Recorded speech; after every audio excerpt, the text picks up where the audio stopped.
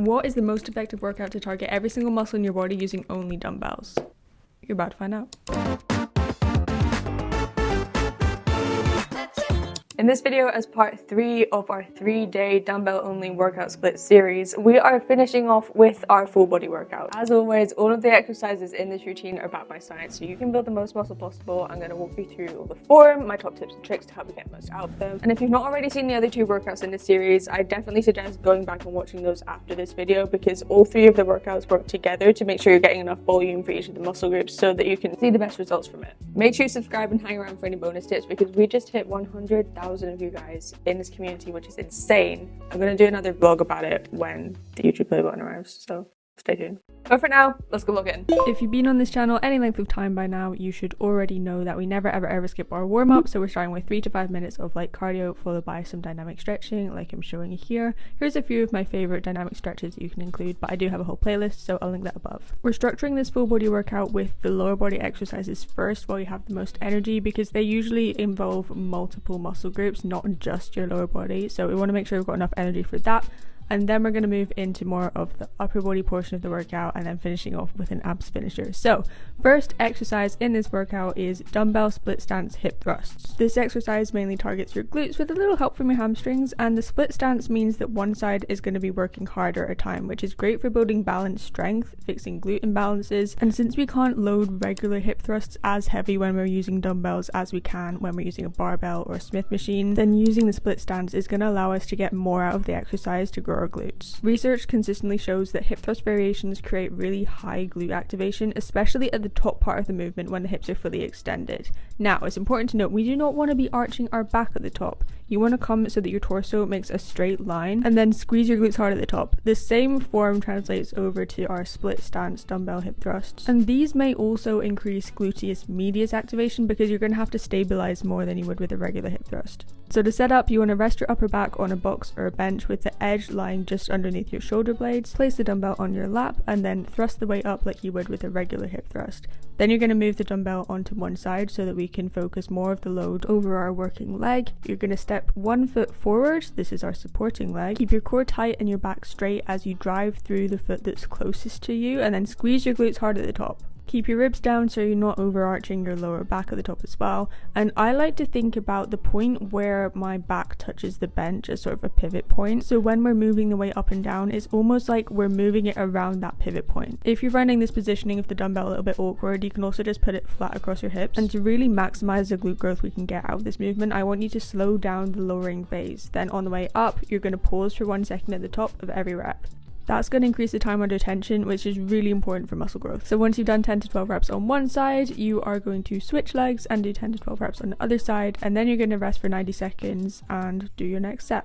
Next up, we have walking lunges, which are potentially one of the best lower body movements you can do. Walking lunges primarily target your glutes and your quads while also challenging your balance and your coordination. Since this is also a unilateral exercise, each leg is working independently, so lunges can help build strength evenly from side to side and help us work on evening out any imbalances as well. Studies comparing unilateral exercises like lunges and split squats to bilateral movements like barbell back squats shows that they're extremely effective for muscle activation and functional strength, especially for the glutes. For this one, I want you to take a second to look at your own physique, strengths and goals, because we can change the way that we perform walking lunges to bias the quads more or bias the glutes more. So if you're more quad dominant, you might want to do the more glute biased form, and if you're more glute dominant, you might want to do the more quad biased form. Or if you wanted to keep it more even, you could do 1 set glute biased, then 1 set quad biased, and so on. To target the glutes more, we're going to take longer steps and have a slight forward hip hinge, whereas for more quad emphasis, we're going to keep our torso more upright and take shorter steps. A big mistake that I see a lot of people making when they're struggling with their balance for walking lunges is the positioning that they're putting their feet with each step. So you don't want to be walking the tightrope,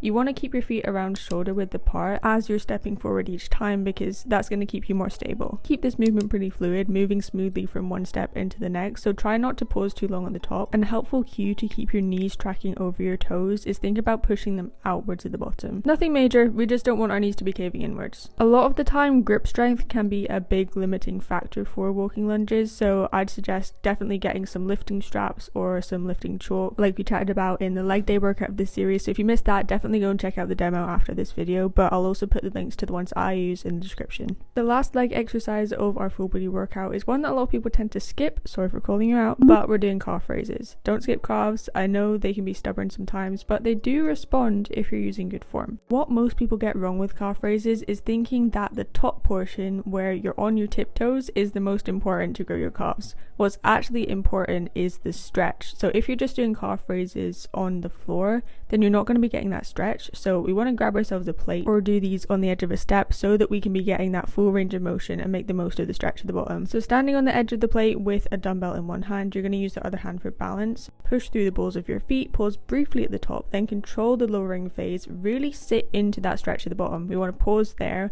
and then repeat for reps. Calf raises are one of those exercises where I do really like to sit in the stretch, and if you've not tried doing them this way, then you will definitely be feeling them tomorrow. Moving on to the upper body portion of our full body workout, we are starting off strong with a superset. So first exercise is bent over rows. We're going to use a supinated grip here, which means that our palms are facing upwards towards the ceiling, and the underhand grip is going to increase the bicep involvement while still heavily loading the lats and the upper back. Rowing movements have been consistently shown to produce high lat activation, making them essential for building a strong defined back. And since we already did pull-ups in our upper body workout, which are a vertical pulling movement, rows being a more horizontal pulling movement are going to target your back in a different way, so creating a more well-rounded, balanced physique. Holding the dumbbells in an underhand grip, you're going to keep your core tight and your spine in a neutral position. Hinge forwards at the hips, keep your chest slightly up, and then you're going to pull the dumbbells towards your hip crease. Squeeze your shoulder blades together with a slight pause at the top, and then lower the dumbbells back down, feeling that stretch on the lats at the bottom. Since bent over rows are a compound lift and they do indirectly target your legs a little bit more than other rowing variations like cable seated rows for example, that is why we put them as part of our full body workout, because we're already training legs as well, so it's just extra bang for your buck. Now this is an antagonistic superset. All that means is that we're working opposing muscle groups. So after you've done 8 to 10 reps of bent over rows, we are going to go straight into 8 to 10 reps of push-ups. Push-ups are massively underrated. They're incredible for building like full upper body strength, and let's just be honest, they're a fun skill to have. Push-ups train your chest, shoulders, triceps and core, and research has shown that push-ups can also produce similar chest and tricep activation to bench pressing when taken close to failure, especially for beginners and intermediates.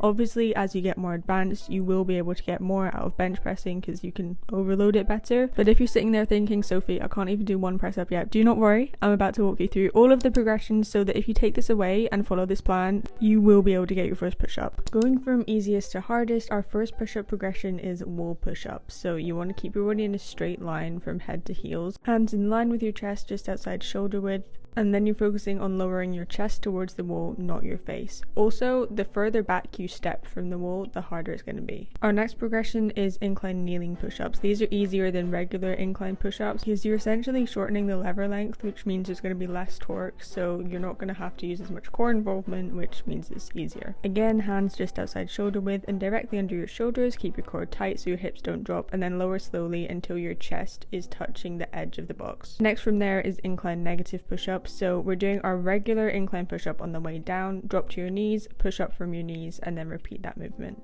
When you've got that down, you can progress to regular incline push-ups, so just like the negative portion that we were doing previously, but now on the way up you're also staying in that full plank position. The next 3 progressions are pretty similar except just on the floor instead of the incline. So we're starting off with kneeling push-ups and then going into negative push-ups, and then once you've got your negative push-ups down, we can go straight for the full push-up. When we're training push-ups, I want you to start with the hardest level that you can control with perfect form, and the way you're going to progress this is, first of all, you're going to go in at that level and aim for 8 reps. Next time you're going to go in and aim for 9 reps, and then the next time you're going to aim for 10 reps. When you can hit 10 reps, that is when you're going to level up and try the same thing again. If you can't get 8 to 10 reps for all 3 sets at that level, don't worry. You can do the first set or the first 2 sets of that particular push-up variation, and then you can back it down to a previous progression when you're more fatigued. I've lost a lot of push-up strength over the past few months since having my shoulder injury, so for me, this is the way that I am progressing to get back to my full push-ups. I used to be able to do 15 in a row. Sadly, I can only do around 3 in a row now, but we're working back up using this exact progression system. And then one last thing to note is that you want to keep your elbows around 30 to 45 degrees, so not completely flared out, and always make sure that you're leading the movement with your chest. Aim to touch the ground if you can, because we really want to be getting that full range of motion. Go comment which level of push-up you're currently at, then come tell me whenever you level up, because I want to celebrate with you. After 8 to 10 reps of push-ups, you're going to rest for 2 minutes and then go into your next superset. Next up, we are training arms. I absolutely love an arm superset, so we're starting with tricep skull crushers. We're doing 2 sets of 10 to 12 for this superset. And since exercises that load the triceps in a stretch position are particularly effective for targeting the triceps long head, including overhead tricep movements in your routine are really important for muscle growth. So to set up, we're lying on a flat bench. You can either use 1 dumbbell or 2 dumbbells, it is up to you. Press your back into the bench and keep your core tight. We're going to bring the dumbbell up above your face, move your upper arm back so you're creating a 60 to 45 degree angle. Keep your elbows tucked. Then with your upper arm stationary, you're going to hinge at the elbows to lower the dumbbell slowly to the side of your head, and then extend without locking the elbows out at the top. This is going to be really important to keep that tension on the triceps and protect your elbow joint, and having your upper arm at that 45 to 60 degree angle is going to help increase the stretch on the triceps. Exercise 2 of our superset is incline curls. So we're going to bump the bench up to around a 45 degree angle. And this is really where incline curls differ from regular bicep curls, because your arm starts behind your body. The muscles placed in a more lengthened position, and recent research shows that training muscles under stretch can lead to greater hypertrophy when done correctly. I probably should have changed my hairstyle for these 2 exercises because my claw clip was kind of getting in the way, but now we know. Then with your palms facing upward, you're going to curl the dumbbells up, focusing on contracting and squeezing the biceps at the top. A helpful thing to think about is keeping your elbow fixed in space, so you want your upper arm to be stationary and only the lower part of your arms moving. You don't want to be cheating and bringing those elbows forward to help you lift the weight up. That is going to shift the tension off of your biceps, but on the downward movement, we want to lower the dumbbells slowly, maintaining full extension, but we want to stop just before we lose that tension, so we're not locking our elbows out at the bottom. The good thing about incline curls is it's kind of hard to use momentum just from the position that you're in, which is really great for preventing us from cheating the movement. And sitting in that position with your arms behind your body puts the long head of the bicep, which crosses your shoulder joint, in a more stretched position, which can be more beneficial for growth. So you're doing 10 to 12 reps of skull crushers straight into 10 to 12 reps of incline curl, then you're going to rest for 90 seconds and then repeat that for your second set. Our final upper body exercise of our full body workout is chest supported rear delt flies. This one is going to target your rear delts, which is a muscle that most people neglect, but it can really add to the overall shape of your shoulders. Training rear delts is also super important to help keep your shoulders healthy and balanced, and the chest support here removes momentum, so the shoulders are doing the work and not your lower back. Now, I did try this exercise with dumbbells, but our dumbbells didn't go any lighter than 5 kg, so I switched to plates. But if you do have lighter dumbbells, then you can do this without. You're gonna have to leave your ego at the door with this one, because your rear delts are a small muscle, and just like with lateral raises, you're probably gonna have to use a lighter weight than you think. Set up an incline bench to around 30 to 45 degrees, lie face down, making sure that your upper chest is supported at the top of the pad. Hang the dumbbells directly under your shoulders with a slight little bend in your elbows, and then raise your arms out to the side in a T shape, or sort of like a reverse hug. Make sure you're leading this movement with your elbows rather than your hands, and the dumbbells should move on a lateral plane, not backwards towards your glutes. Squeeze your rear delts at the top of the movement, but stop just before your shoulder blades over retract, so avoid shrugging or excess trap involvement. If you find that you are shrugging the weight a bit too much, then you're probably lifting too heavy, so you're going to want to go lighter. Now, I love an abs finisher maybe as much as I love an arm superset, so we're finishing with core. This is an exercise that I've been loving recently and actually do in my own routine every single week, and it is the tucked dragon flag. Now, if this is too hard because it is a little bit of a more advanced exercise, then you can do reverse crunches because they're going to work similar muscles. But the tucked dragon flag has strong involvement from the entire core, a little bit of hip flexors and lats just to help you stabilize, and this is what we call an anti-extension exercise, so your abs are working to stop your lower back from arching. To set this up, you can either lie on a bench or the floor. I prefer the floor because I just feel really unstable on the bench. Maybe it's just the equipment we've got, but you know.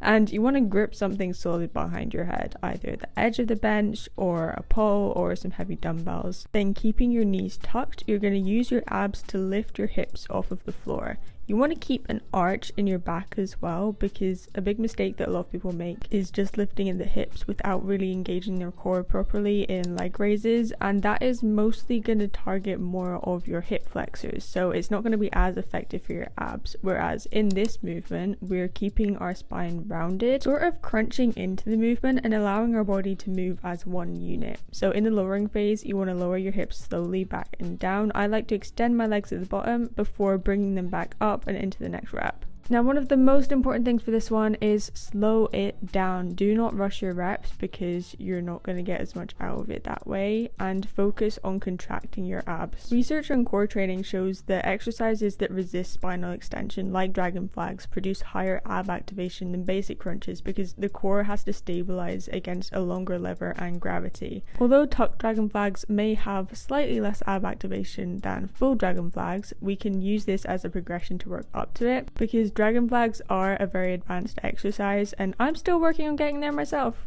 After this, your abs are going to be burning, but that's a good thing because we have finished our full body workout. You're going to feel so good at the end, trust me. So here's the full workout. I hope you found the video helpful. Let me know which parts you found most helpful so that I can make my content better in the future. Also comment what you want to see in future videos or in future series, because we are wrapping up this 3-day workout split. It's been really, really great, and I hope you've enjoyed it as much as I have. Subscribe so you don't miss any more videos like this, and YouTube thinks you'll find this video helpful next. So love you so much. I'll see you there. Bye.